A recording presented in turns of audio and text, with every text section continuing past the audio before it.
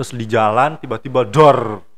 Itu sekitar 5 menit ada dari apa, gempa. Itu gempa, Oh, gempa. 7,4. Skala Richter. Di situ benar-benar yang kayak aku kelempar nih dari motor Kainal. Motor ke sana, aku ke sini. Terus habis itu aku mau berdiri nih. Ceritanya mau marah. Ya. Kirain aku ditabrak orang. Aku ngeliat nih ada dua ibu, anak sama mungkin sama anaknya ya, cewek gitu, keluar dari gedung sekitar rukonya sekitar 4 lantai. Keluar udah saling meluk, udah merasa selamat gitu kan. Tiba-tiba rukonya itu rubuh ke mereka Kainal. Nimpa mereka terus darahnya ngalir ke jalanan. Gitu aku mikir kayak, hidup itu apa sih sebenarnya? Jadi kayak bayangan aku itu orang rumah pasti udah kayak gitu. Guys, kembali lagi bersama saya Rinaldi Ibrahim di Ngobrol Bareng Rinaldi.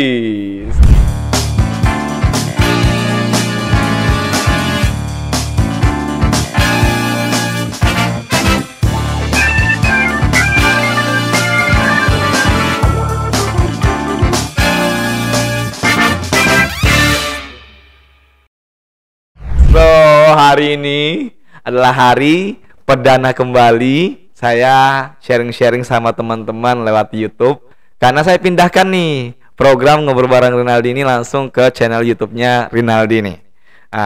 Oke, teman-teman, kalau kamu belum subscribe, langsung subscribe aja, dan like juga ya, komen juga, sama share juga setiap postingan-postingan yang ada di YouTube saya, karena saya akan sering aktif untuk memberikan banyak insight juga buat teman-teman yang ada di YouTube. Oke? Coba saya hitung nih. 1, 2, 3. Sip. Oke deh. Kali ini guys, saya ngundang sosok yang menurutku ini adalah motivator saya sendiri ya.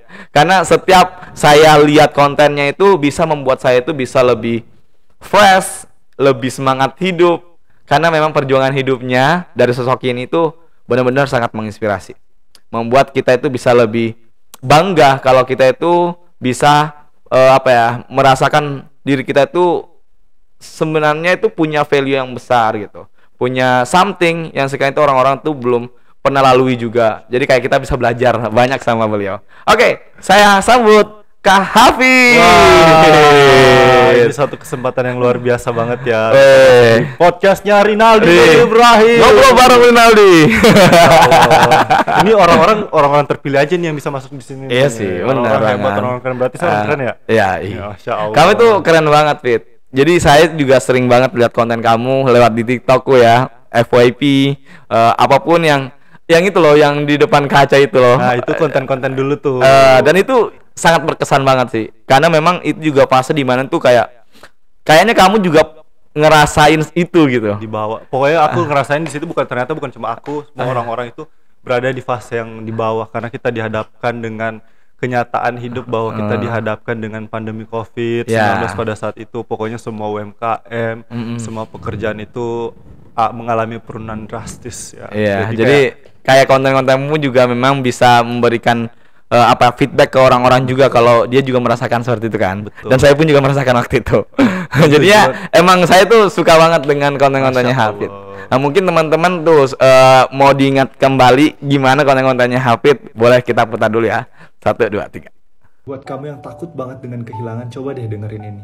Ali bin Abi Thalib pernah berpesan, jika kamu mencintai seseorang, mintalah pada Tuhan untuk memberikannya kepadamu. Jika kamu masih belum mendapatkannya, ketahuilah bahwa orang lain telah memintamu kepada Tuhan.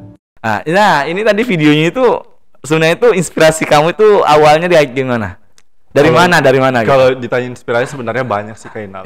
Tapi pada dasarnya konten-konten yang aku buat itu inspirasi dari permasalahan hidup yang aku alami. Jadi ketika aku jadikan itu sebuah konten di sosial media, aku jadikan itu sebuah video dan aku posting itu di TikTok, ternyata itu menjadi penyemangat untuk orang lain. Padahal itu terkesan sepele ya, tapi ketika kita buat dari hati ya, dari hati ternyata sampainya ke hati juga. Jadi orang-orang merasa kayak, Kak Hafid thank you banget, berkat video Kak Hafid aku lebih semangat hidup. Jadi kayak merasa, oh iya ya, ini adalah alasan kenapa seorang Hafid Pratama hadir di dunia. Jadi merasa kayak, oh iya ya, emang hidup harus bermanfaat. Gitu. Masya Allah. Jadi saya pun juga sampingan sama kamu sekarang itu kayak ngerasain loh, hidup banget. Masya Allah. Iya, kayak Jadi kemarin-kemarin aura kan gitu. positif. Enggak, maksudnya aura positifnya itu terasa banget sih, Fit. Bener, Gitu. Iya. Ini saya tuh sering kepoin di Instagram kamu, Fit. Kamu dijuluki sama teman-teman Presiden Jombang. Jombang ya. Jombang. Jadi Jombang itu Jombang apa? Jomblo. Itu iseng-iseng. Mikir-mikir bagusnya buat apa ya biar seru-seruan, biar lebih dekat nih sama followers ya. Pratama. Karena dulu tahun awal-awal buat konten itu ada nama fanbase-nya juga. Ada. Hafid. Apa, Pak? Sahabat Hafid. Sahabat Hafid. Cuma makin kesini kok namanya flat banget ya. Kayak gak asik banget, makanya aku ganti namanya jadi Jombang. Oh gitu. Jombang bukan tempat astagfirullah. Itu nama daerah kan. Astagfirullah. Oh iya, ada juga nama daerah. Tapi itu sebenarnya saya ngejokes loh. Jawab dulu dong. Apa itu tempat apa namanya?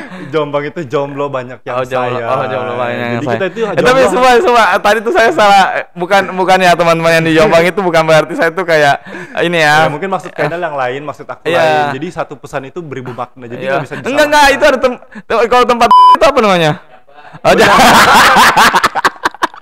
Astagfirullah.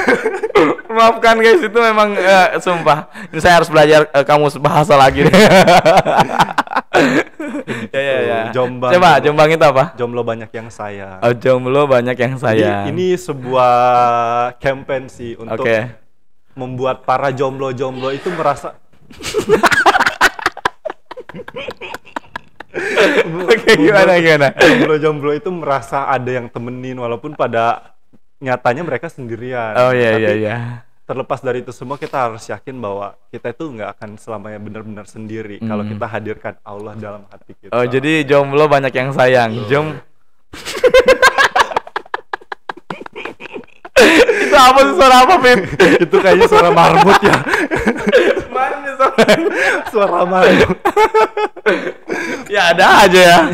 Memang hidup itu kayak gitu ya. Hidup penuh plot twist. Kita adalah remaja yang sedang dimabuk plot twist. Iya.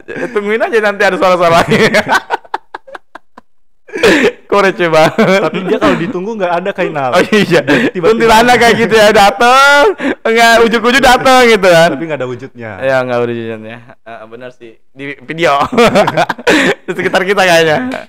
Oke, berarti Jombang itu jomblo banyak yang sayang. Makanya aku sekarang ada fitur barunya Instagram. Oh ya, apa? Yang siaran itu.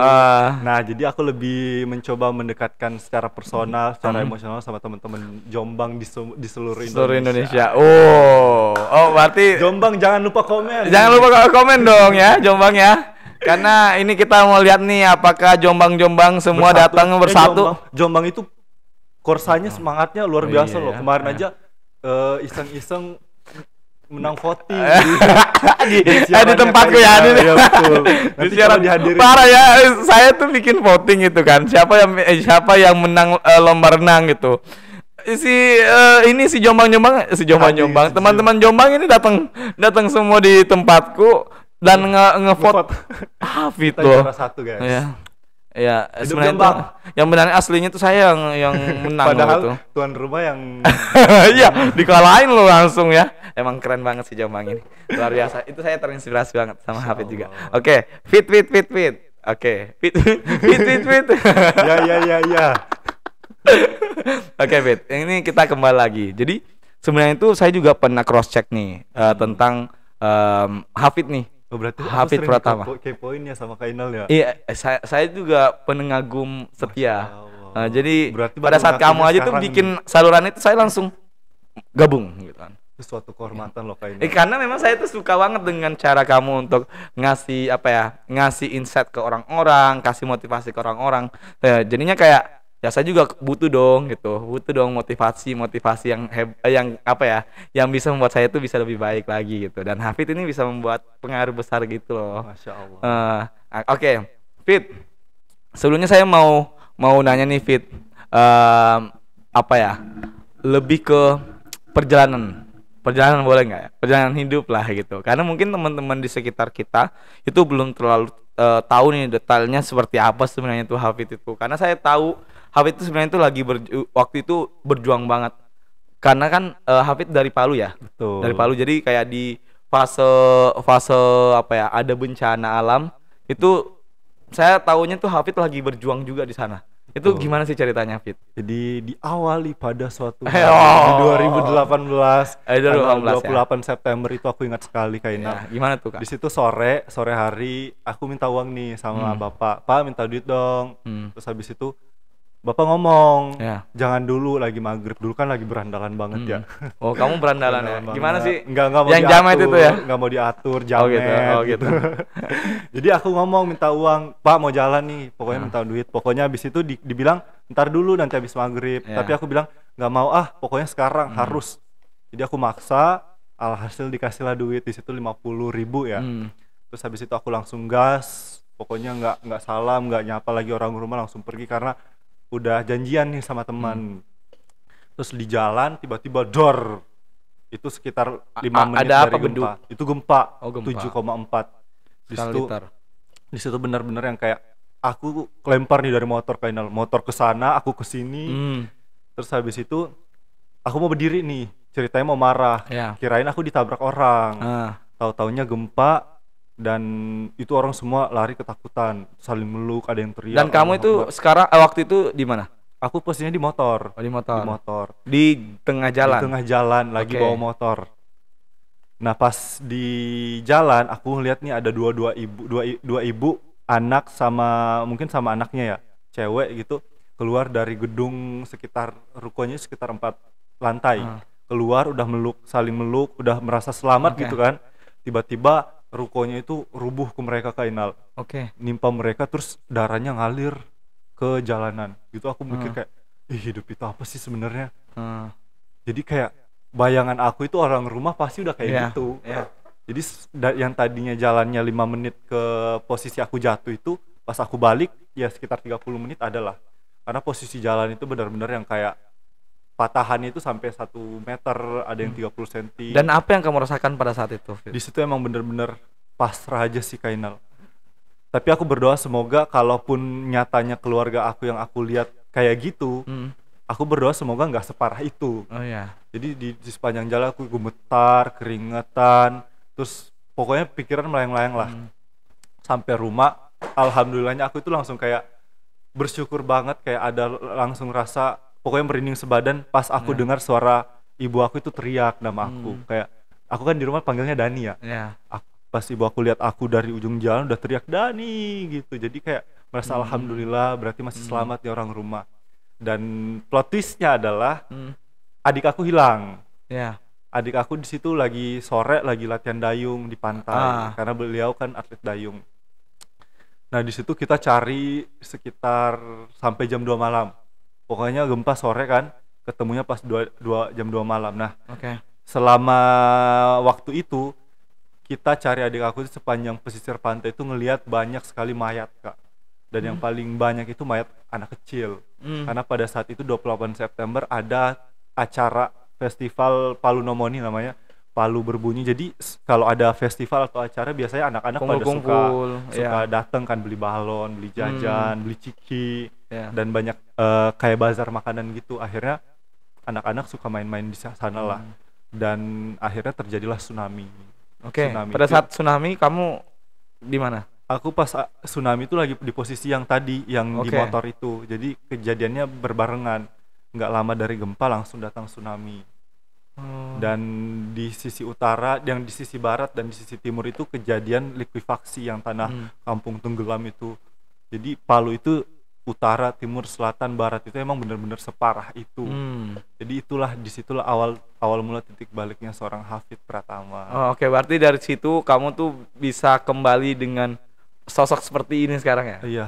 Ya yang dulunya yang seenaknya aku aja jamet lah, aja gitu. Gak ada aturan dulu, seenaknya sesuka aku, mau ke sana ya terserah aku, mau ke sini terserah aku, sholat juga kadang sesuai mood dulu kan. Dan apa sih yang jadi jadi pesan buat teman-teman sih pada saat itu?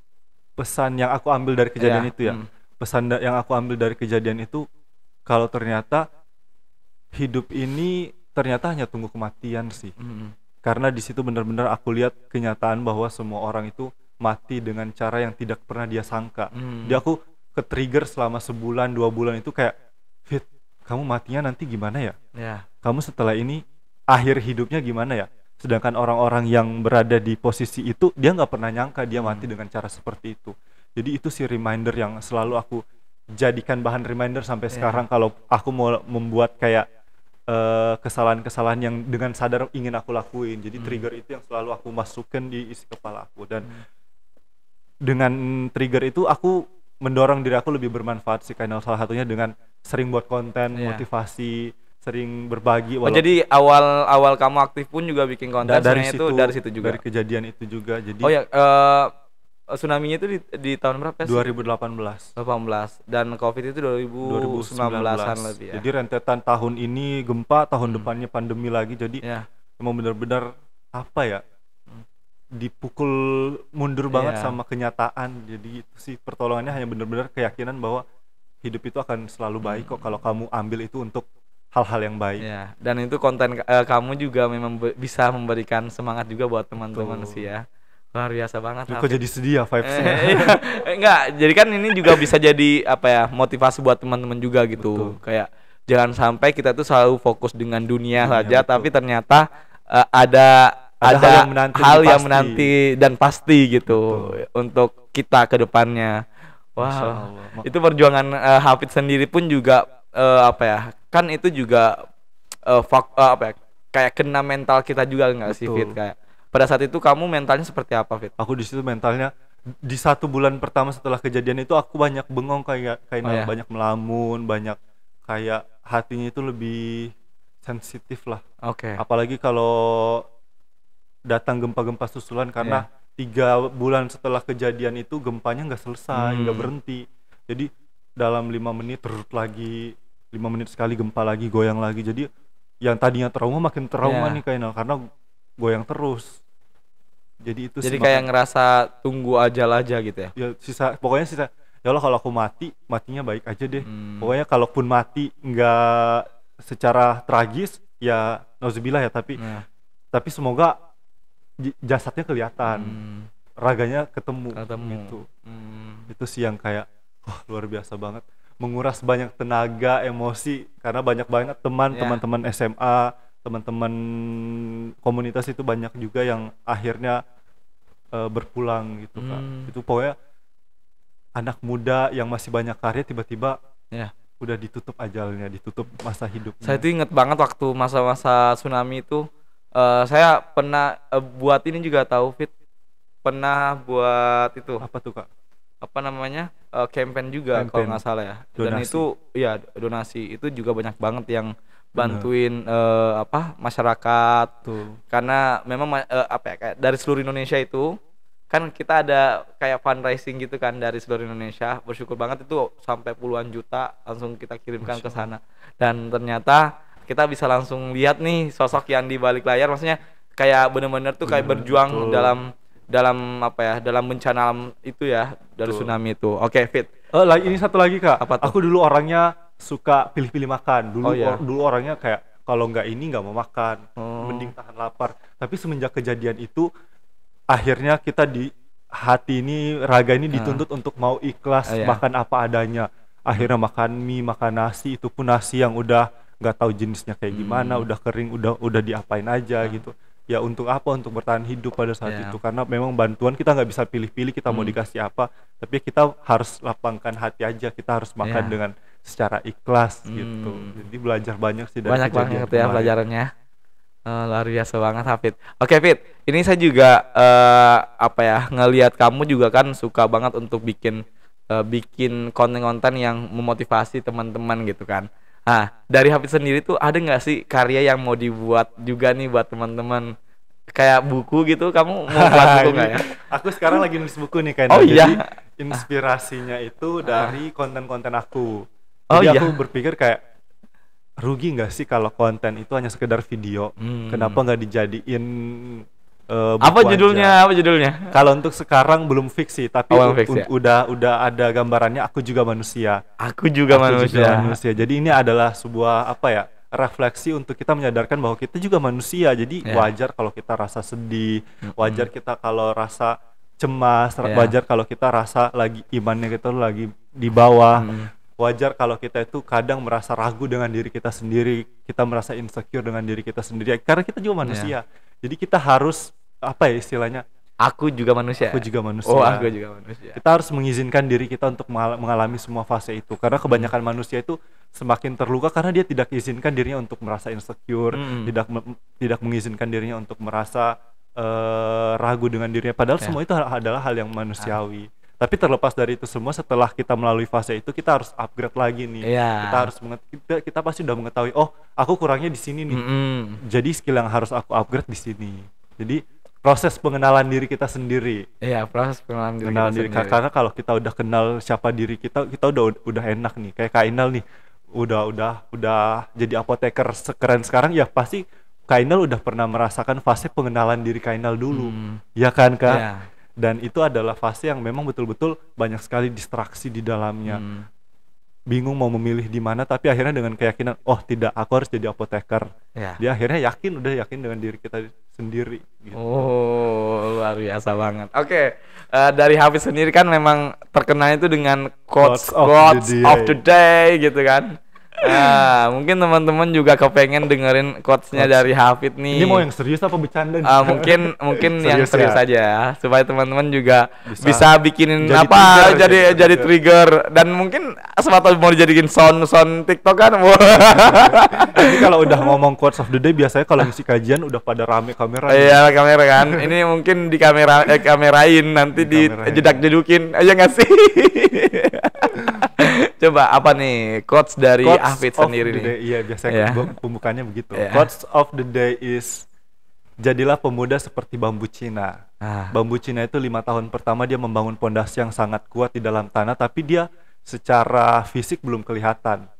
Tapi dari pondasi itu 5 tahun pertama dia membangun pondasi itu, akhirnya dia tumbuh besar dan lebih besar ketika dia mendapat berbagai macam ujian, mendapat berbagai macam badai, hujan. Dia lebih kokoh, dia lebih tegar, dia lebih berani karena pondasinya lebih kuat di dalam tanah. Makanya kita harus berani membangun pondasi kita lebih kuat dan lebih kokoh. Nah, cara aku membangun pondasi adalah dengan memperkuat iman dan Islam gitu. Karena kalau udah iman dan Islam itu udah tegar di hati kita, ya apapun yang datang, takdir apapun yang datang menghampiri, udah kita pasti akan legowo menerima semua itu.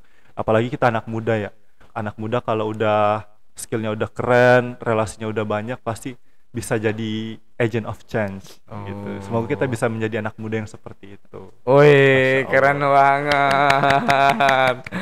Ini benar-benar valid sih, dari konten-kontennya pun juga ya sesuai lah ya dengan yang saya langsung lihat realnya nih ke Hafid nih. Apalagi kita kemarin sempat ke ini ya, ke Belitung ya. Ke Belitung ya. Oh iya kita kemarin ke Belitung. Gimana tuh Kak? Brand ambassador, kita jadi volunteer sharing sama anak-anak di sana, dapat insight banyak juga, dapat motivasi banyak juga dari teman-teman di sana.